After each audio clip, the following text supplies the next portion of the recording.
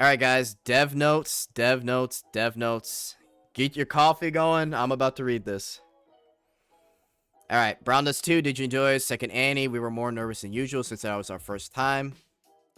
Held in front of our fans. It was meaningful. Yap, yap, yap. In the development note, we'll be sharing as many details as we can. Okay. I'm going to skip all the story events, guys. Just to kind of get through this. I don't think you guys really care. You can read it on your own.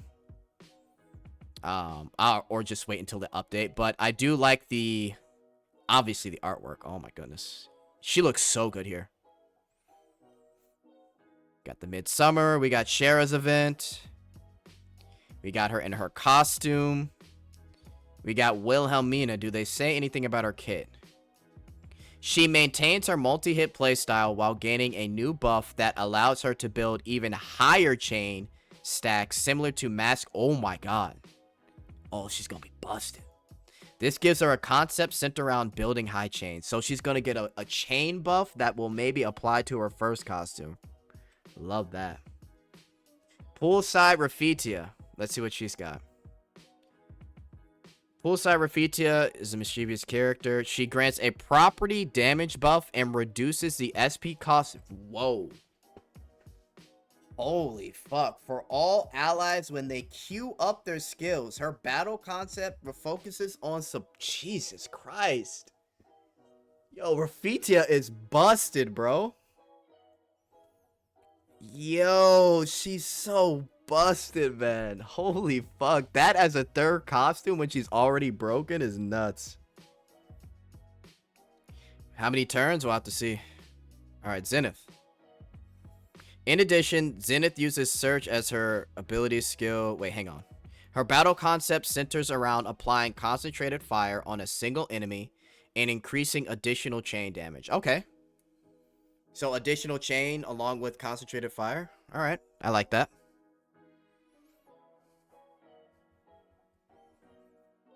Dream Bride. Oh my god, that's crazy. Dream Bride Eclipse. Jesus Christ. Its skill features a simple concept, dealing damage to enemies across a wide area. However, the skill has a unique attack range that differs from her existing costumes. Okay, so it's gonna be something annoying as hell. Probably like a fucking corner of the field or some shit. But it looks like she just deals wide damage. Oh my, okay. Here we go, boys. Skill cutscene previews. I may have to cut this out from the video, but fuck it, man. We'll see. We'll see. But that's insane. All right, pickup information. So who are we getting on the update? We're getting Wilhelmina, Pool Party Justia, Beachside Eclipse rerun. June 26th is when Raphitia comes out. July 3rd is Zenith. July 10th is Beach Eclipse. Oh, and we get Bride Eclipse like immediately too. Okay. First, Justia and Therese swimsuits will be featured in June, while Shara and Therese swimsuits will have their pickup banner in August. The highly requested Beach Angel Therese is planned to be featured twice, once in June and another in August. Okay, cool. We have the Fated Guest for Wilhelmina, which I am looking forward to a lot. I'm not going to get into the story. We're just going to take a look at the images. The live stream definitely provided a sneak peek into this, so it looks to be really enjoyable. All right, the Prestige skin. Will we get extra info? The Prestige skin was born in the idea of what if we emphasized or expanded this part of the swimsuit concept a bit more. Rather than creating something entirely new, we focused on enriching a single concept. Because of that, we felt that it was more appropriate for it to be a visual-only customization item rather than costume with combat abilities. A Prestige skin is an item that changes the appearance of a specific costume when equipped. It features a new illustration, unique skill cutscene, new interaction, and a different dash effect in the field. It can only be equipped if you already own the base costume. Battle performance is not affected. In other words, to equip the Midsummer Dream Justia Prestige skin, you must already own Pool Party Justia. And this is telling you how to obtain it, which is through playing through normal with Summer Night. However, even if you only have a skin and not the base costume, you can still enjoy the Prestige skin's special cutscene illustration and interaction on the home screen. Okay, so you could still buy it for the skin itself, but I guess you can't see the skin in-game when you're playing as Pool Party Justia. Okay. All right, lucky draw. Here we go. The Midsummer Dream Justia Prestige skin can be obtained through Prestige Lucky Draw. The Lucky Draw can be played through using exclusive tickets, which are sold in a dedicated package. When you draw, you'll receive one probability-based reward from among the first to fifth prize tiers. However, the first prize tier, the Prestige skin, will not appear until a certain number of draws have been made. After that point, the first tier prize becomes available. Okay, here we go. Price of the containing 2 Prestige Lucky Draw tickets, $7.99. 2 Prestige Lucky Draw tickets will also be given out for free if you log in during the period. Okay, so you get 2 free draws, but I'm guessing after the 2 free draws, that's when this skin shows up. For reference, the maximum total cost pity required to obtain 1 skin from the entire prize pool is about $50. And then the Prestige Lucky Draw tickets are $7.99. Okay. Illustration. That's the illustration. We know that. Yeah, 50 though. Yeah, 50 is expensive. I'll go over that when I'm done with this one more time. So you'll be able to see Justia wearing an even more glamorous outfit compared to her original Pool Party skin. Field character. So that's her animation on the field. She's licking ice cream. When she runs, ice cream flies up. Field character standby motion has also been changed, and a cute pose instead of the usual stand at the attention, and ice cream drop effects is applied. The skill cutscene they showed during the live stream. The interaction, which the interaction was pretty crazy. To be fair, it was a wild fucking interaction. And apparently there's more to come with it. They didn't want to reveal everything.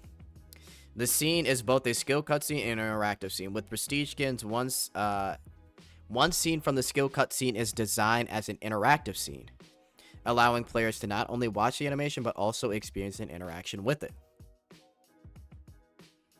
Prestige skin selection criteria. In the past, we mentioned that it was difficult to feature certain characters as fated guests if they had even slight romantic elements related to them in the main story. However, unlike fated guests, Prestige skins are focused on interaction rather than the background story concepts. This gives greater freedom in interpreting with whom the character is interacting. Going forward, we aim to take advantage of this flexibility to gradually expand the range of costumes that can be included in the interactions, even those that previously had such limitations. But first and foremost, we hope you enjoy your time interacting with Justia. Fiend Hunt, new Fiend Hunt. They brought back the fucking Jet, Procyon, or whatever you call it. New Fiend Hunt for the Trauma Flamingo. And at the end, we'll talk about the Gotcha Skit one more time. Guild Raid. We already know about this. Pretty great. Don't really care about that. We'll see it when we see it. This is nice. So Chapter 18. Today, we want to give players an early look at the summer content we're preparing. So we know that Olivia will most likely be coming either next month or the month after that. I think she might be coming next month. They gave a hint in the live stream that Olivia is basically on the way. Chapter 18, Salvation, marks the final chapter of Season 3. So after the Season 3, guys, we will be done with the main story pack. And we will be back to the parallel world universe stuff.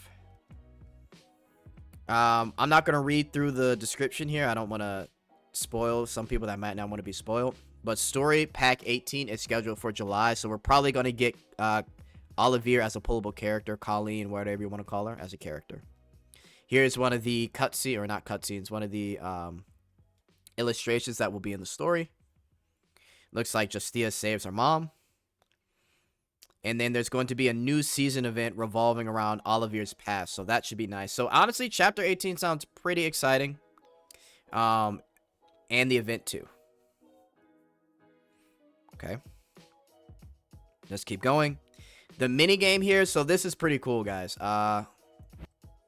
This is really cool. This is like some, yeah, this is really nice. So it's kind of like a Monster Hunter style game. That's what I like to call it. That's what chat kind of coined it to. But it's you and another person, and you fight against the Fiend Hunt monsters. Honestly, one of the funnest things that I think will be in this update. It looks really fun to play. There's up to 3 characters. Therese, Blade, Young Blade specifically, and then Grandhilder is also the third character.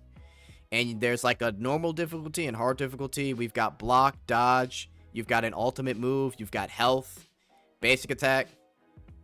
Pretty cool, guys. This is going to be super fun. I commend the devs for this minigame because this looks fun as fuck. I'm not going to lie. That looks fun.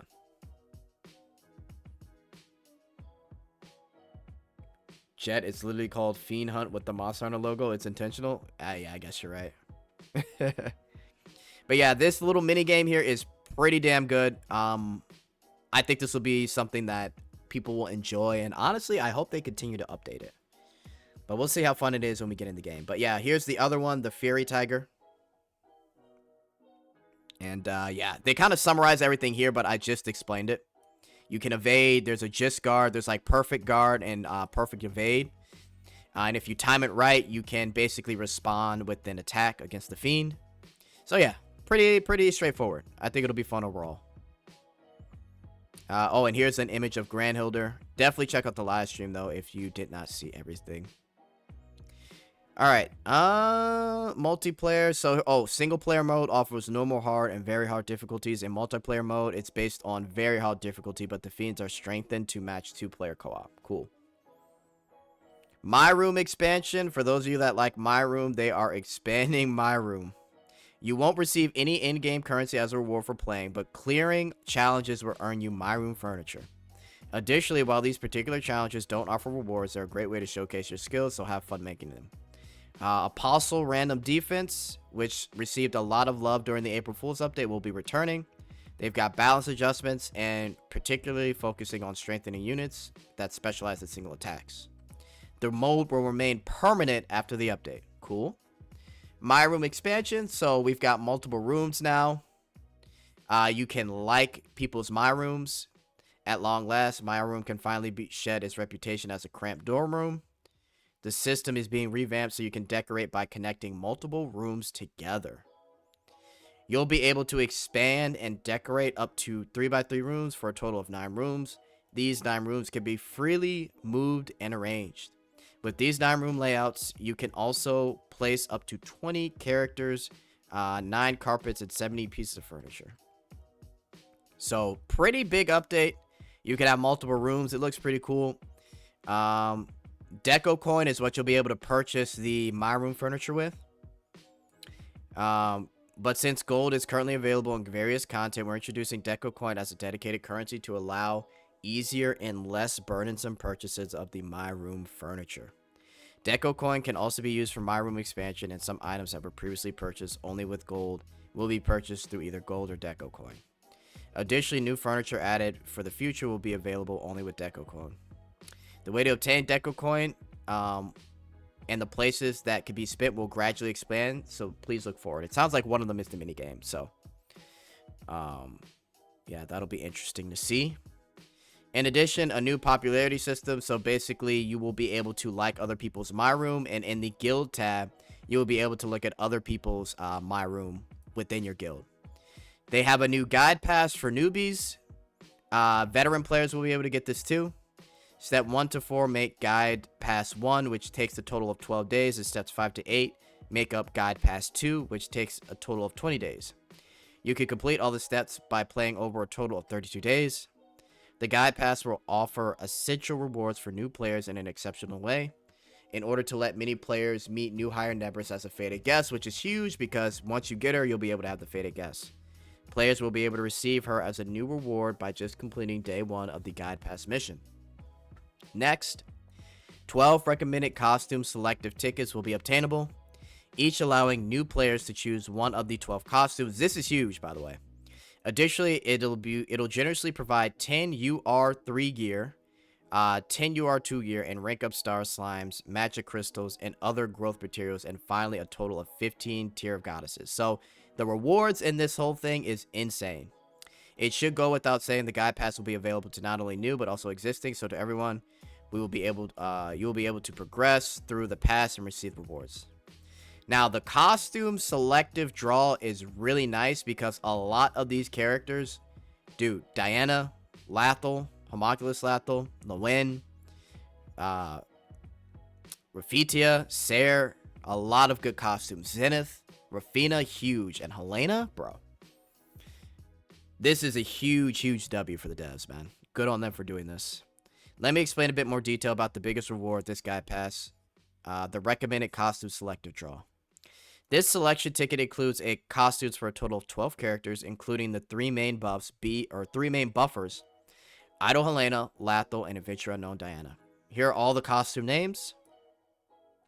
The Guide Pass will run for a total of 32 days. During the first 12 days, which recovers Guide Pass 1, you could obtain all 12 of the recommended costume selection tickets.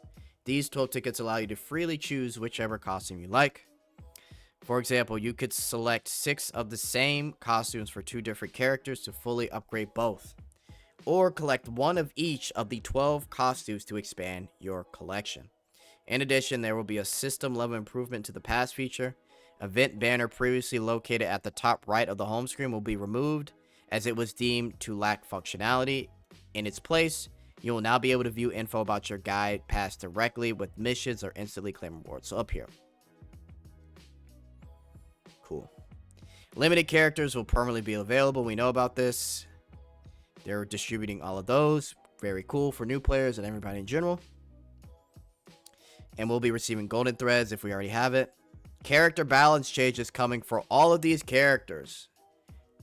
Very interesting. I'm really curious to see the changes for Elenir and Leatrice. This should be interesting. But I guess they're not going to talk about it in this dev note, maybe? For the second Annie, 23 costumes will receive buffs. We will continue to monitor and improve with low usability so that we can actively, they can actively be used. Here are all the buff costumes and their names. Again, a lot of these are rarely used, so it'll be interesting to see. Okay, Fated Guest Voiceovers. So let's see what this is about.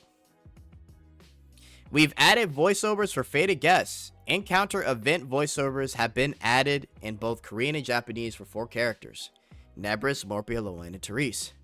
Interaction voice lines are also being added. Wow! Interaction voice lines too?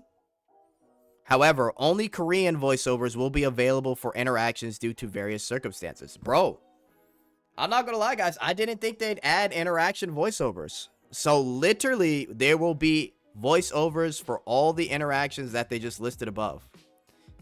So Nebris, Morpia, Loen, and Therese will all get... Wow. That's pretty good, man. So hopefully we should see some for Elise. Hopefully too as well. That's great. This is huge. This was a big ask, and the fact that we were able to at least get it for Korean, that's awesome. Huge W. Huge fucking W. Title call June 19th. They talked about this. The title call voice line on the main screen. A title call will play. When you press start, it'll say Browndust2. Featuring characters such as Justia. Oh, so it's depending on the language. Depending on the language setting, one of the 9 voices will play. So we got Justia, Shara, Rogue, Glacia, Nebris, Loen, Luvencia, Maria, Sayer. Interesting. Oh, so it's different. Okay, so for JP, these are the ones that are going to play. Diana, Rubia. Interesting. Okay, cool. Improved interaction. So this was another nice touch. So for the interactions, guys, when you click this button here, wherever your last saved interaction is, it will go to that, right? So like for this one, let's say her dress is up like it is in the interaction. It'll have that saved, and you can also switch between all your other interactions. So this is a huge update. And yeah, you can just go between each one instead of having to go and save it on the home screen for multiple ones. You can just click the interaction here, and then you can go through all the other ones. Pretty cool. Again, they made a lot of huge quality of life changes. Additionally, new feature will be added that lets you instantly switch to characters, which I talked about. The existing method of the setting cutscenes home screen will remain unchanged, and these new features will be an additional function. Experience and rewards. The following improvements and updates are related to EXP and reward adjustments. Increased supply and refining powder. We know about that. It will be increased 5-fold. So cool. Increased refining power. Gearcraft and alchemy growth speed improvement. Improvements we've made to the growth speed for the gear crafting and alchemy ability skills. EXP gained will be increased by 15 times compared to before, allowing players to progress through beginner, which is great for beginners, to expert stages much faster. Excuse me.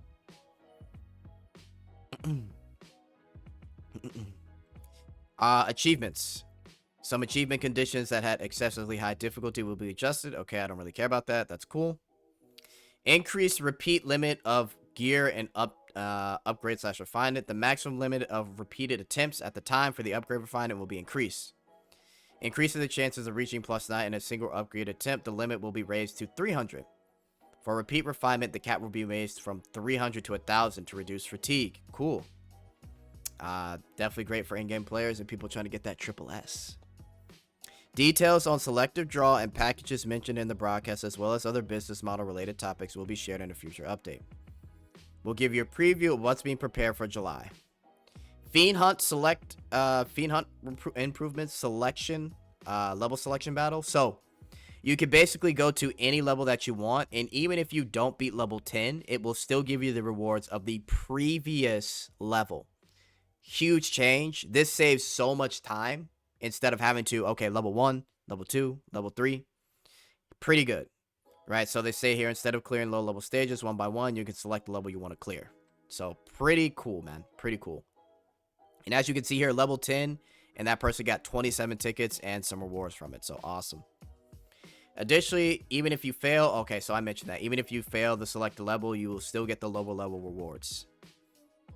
Also, too, they've expanded the rank segmentation for Fiend Hunt. So this is pretty interesting. Currently, Fiend Hunt only displays rankings in the top 1,000, which may reduce motivations for users outside of the range. A new hunter rank system will be introduced in this update to address this issue. Even if you've cleared up to level 10, but you haven't yet broken the top 1,000, you still will be able to enjoy the progression and sense of achievement. So, if you take a look at this, top 100 to 1,000, top 1,000 to 5%, I'll be honest, somewhere in 5 to 10%, if you can get to like level 10, I think that's like easily top 5 to 7%. I'm gonna be honest. So, this is nice. Incentive, 3 tickets, some crystals. That's nice. Cool. Glumpy Diner improvements. So for Glumpy Diner, guys, they've added some, well, let's see. Thought bubbles have been added for the above character heads, allowing you to glimpse into hidden thoughts of both the staff and the customers. And then next is the information about event interactions. Random events will occur throughout Glumpy Diner, and you can tap them to earn new currency Deco Coins. These events will occur throughout the entire day, but there's a daily limit to how many Deco Coins you can earn. You can collect the maximum number and amount of Deco Coins quickly after entering the diner, and since the diner currency is exclusive for decorating, only those interested in decorating need to participate. Cool. So if you care about my room, you can do that. Also, the daytime and nighttime effect is affected by your actual local time. So obviously, if it's nighttime in your region, it will be night in the Glumpy Diner. Nice little effect there. The skill animations are insane. Oh, they're nuts. They're nuts. Lastly, a feature to hide the UI will be added, so you can just look at it like this if you want to. Battle UI improvements. This was nice. So, it'll actually show you, well, let's read. The character thumbnails on the battle preparation screen will now display knockback directions, which is nice. And it will display the skill information that will be viewable from the screen to replace companions. Cool. Great update. Show costumes. This is another great update. One of the unique features of BD2 is its system where costumes are tied to individual characters. Because of this, many players have shared feedback that it's difficult to find the costume they want within a character. In order to address this, a new feature will be added that allows players to easily view all costumes by character. This improvement will make it faster and easier to find the costume you're looking for. So as you can see here, it shows multiple costumes. So that's nice. Character filter feature is added. So pretty simple. Basic features. You'll be able to type in the name of a character. You'll be able to also filter by whatever means you want to. So you can imagine, nice little feature there. Character icon / name improvements and search feature. Like I said, you'll be able to search with typing stuff in and icons as well. Great to have. Additionally, character thumbnail will now display the character's name and new search function has been added. Great. Really great stuff. Gear filters. Here we go. More detailed filter function will be added to help players find the gear they want more easily. You'll be able to filter gear more precisely based on upgrade level, upgrade score, and the presence of desired options, allowing you to quickly locate gear you're looking for. So gear upgrade rank display. So you can look at gear based off of this. There's been a lot of feedback that upgrade ranks like CSA and SAA displayed on gear are not intuitive, making it confusing to tell which upgrade score is better.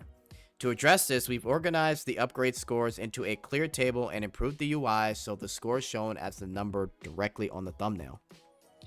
While many players have already figured out the internal calculation criteria, we're using them accordingly. This update ensures that everyone can now clearly understand and make use of the upgrade system through a more intuitive UI. So basically, based off the number, the higher the number, the more rare it is. So you won't have to go off of the random BCA, SSA, ASS, right? Nice feature. 3 costumes just got email. Oh, nice. The rewards, awesome. All right, see gear details. This I really like, guys. So you're able to see the gear details in your bag, bro. This is nuts. This is so nice. Checking gear options require tapping each individual gear, which was quite inconvenient. Now with gear details feature will also be added, allowing you to see all the options for each gear piece at a glance. So yes, this will be a really nice thing to have. Perfect. Glumpy Diner Messenger improvements. First, a view status message history feature will be added, allowing you to check previous status messages again. Additionally, if there are faded guests you haven't yet acquired as contacts, they will now appear in the friend candidate list, making it easier to identify and connect with them. Cool. Easier character growth, TLDR. You can go from level 1 to 100 by just hitting a button. It'll max everything out for you. Another great update. Makes life easier for us, right? Second anniversary offline events. They will be holding offline events all over the world. Bilibili in July. Comic-Con in San Diego. They will have something in Taichung, Taipei. Comic-Con in Tokyo. Fancy Frontier in Taipei. Anime NYC New York. Tokyo Game Show. So pretty cool. Honestly, this will be their first time coming to the US. I wish I could go, but hey, hopefully some BD2 bros can go and check it out. Second Annie birthday celebration commemorative advertisement. Starting next week, we'll be running birthday celebration ads in major cities. So this is also another cool thing. They will be running pretty big advertisements in Seoul, Tokyo, Nagoya, Taipei, New York, London, Bangkok, Hong Kong, Singapore, Jakarta, Toronto, Berlin. Ooh, man. I've been to Berlin too. I think I know where this is. Let's see. We decided to carry out this promotion because we want to celebrate the second Annie with our fans around the globe. We hope you see these birthday celebrations. They should be New York on here too. Oh yeah, I missed New York. New York as well. On Times Square. Awesome. Codename Ash Scheherazade figure global pre-registers begin on June 16th. The figure looks peak. New figures have also been announced as well. Shara's figurine is just the beginning. Thanks to your continued support, BD2 minifigure manufacturers have shown great interest. As a result, you can look forward to even more figurines in the future. Of course, as many of you know, the newly announced figures introduced today will take a bit more time. Second Annie merch news. Actually, I think I have a picture of some of the Second Annie merch. I think. One second. I think I could show you guys here. JP. I think they posted it for a second. Please don't. Okay, maybe it was on the Korean channel. Let me see it. It's actually pretty good. One second. Where's the fucking merch? Okay, here it is. I think this is some of the merch. So it's kind of hard to see, but they've got a Wilhelmina pillow. Nebris has her own mouse pad with oil. They've got a giant mouse pad here. I think these are posters. I can't tell what these are, but they've got some tapestries as well. Oh, this looks really cool. So a lot of cool merch here. They've got some little bobbleheads, it looks like. Pretty cool. This little pillow right here is hilarious. Look at this. A top view of Wilhelmina, and then it's just her ass if you flip it over. Then they've got like a little poster for Justia as well, and her new prestige skin. But yeah, a lot of cool merch. And yeah, more to come. Okay, let's keep... Oh, here's another page. This one's kind of hard to see, but here's like an umbrella, t-shirt. This is the ass gacha that has the little pins with the ass of characters on it. Here is a artwork piece that you can buy. And yeah, they've got a couple other things too. So really cool stuff. All right, let's continue. 1,000 free draws over 100 days. We already know about this. Cool. Here's what we've got. Oh, this is pretty cool, guys. So I've done a lot of talk about how within the first 6 months, the game was literally on their way out. It was like so close to EOS. They actually gave us the number of monthly active users for Browndust2. So when the game launched, it went from 738k to over 177k. When Eclipse came out, they actually got a boost of users by over 100,000. And then it kind of steadied, it lowered, but it was still better than the dip in 2023 of November. This was when the game was awful, right? And then fan service started to happen. Got a boost over here in June of 2024. This was during the summer Annie. And then from then, it was steady all the way up until the 1.5 Annie with Loen. And then in May, because of Goblin Slayer, they got, I'm sure they got a bunch of users, but it went up. And they're hoping that with this, they're able to reach their peak, which I think they will. And this is really important because this is kind of rare for a gacha game to literally bounce back from being at the top of 700k users to all the way at the bottom to then going back up. They're probably going to hit close to 1 million users with this anniversary. So they were really excited about that. They were really excited about that. So that's good on them for really turning things around. As many of you know, the game hit its peak in the first week of its launch, but after that, the numbers declined steadily until November. It was disheartening, but from that point on, we resolved ourselves to not disappoint the fans who stayed with us. With that determination, we steadily expanded the scale of each collab and anniversary update, and we've now recovered approximately 80% of our launch peak active users. Insane.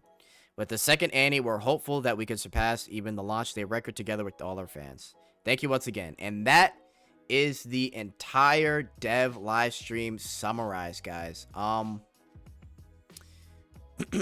Like I said, definitely watch the stream back for my entire reaction. The whole thing was fantastic. I give it like a 9 out of 10.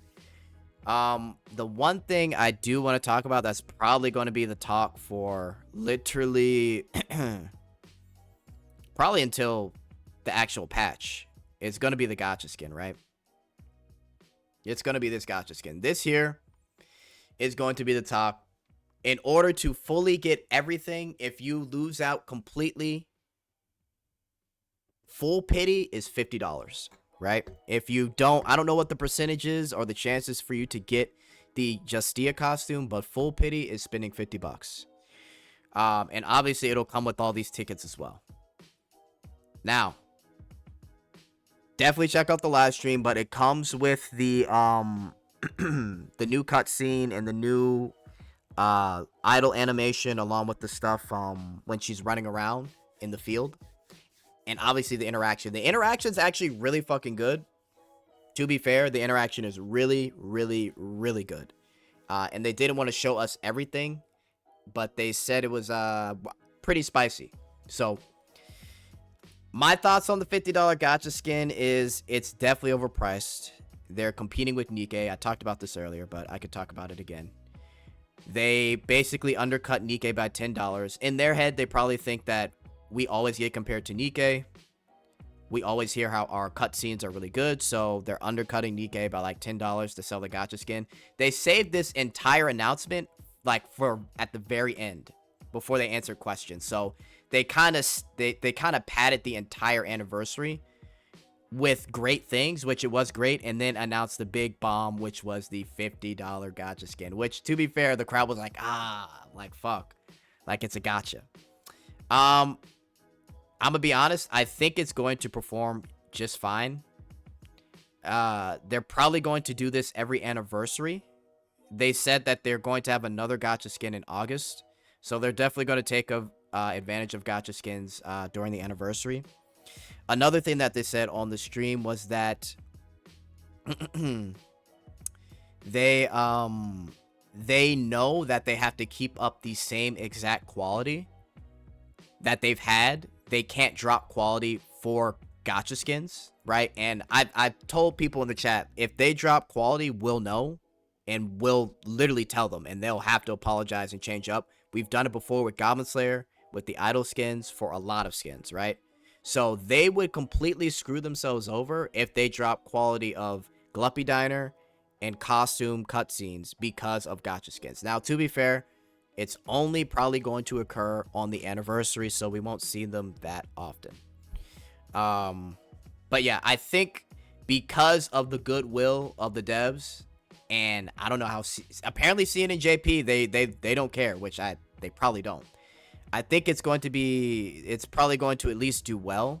They said on the stream they don't care about performance, like number performance, because of the fact that they're just doing this to add alternative costumes to existing characters, which I appreciate. But obviously, they're definitely going to care about how good it'll sell, right? But either way, it's just something extra that they're adding. I wish they would lower the price to at least $30. I think that would be fucking perfect, but we'll have to see what happens. Yeah, I'll definitely, I want to buy this one to see how good the interaction is. So I'll buy it for the people on stream whenever it comes out, which is on the patch day next week. But yeah, we'll see how this goes. At most, I just hope that they lower the price, but to be fair, the game is super free to play. You really don't have to pay for shit in this game, to be honest. So I think because of that, whether Global likes it or not, I think JP bros, CN bros, and even Korea bros will definitely buy this. But yeah, they at least put some effort into it. So I will give them that. Way more effort than Nikkei. But yeah, it's a $50 gacha skin. Eclipse plus Wilhelmina plus more beer prestige skins on $50 down the drain. That would be crazy if they did it back to back to back. Yeah, but it'll be every Annie like they said on stream, most likely. Okay, guys. That's really about it. Overall, pretty exciting stuff. So, if there's any more information, I'll probably do some like new videos and talk about the gacha skin in a separate video. I think that's worth the dedicated video as well. All right, guys.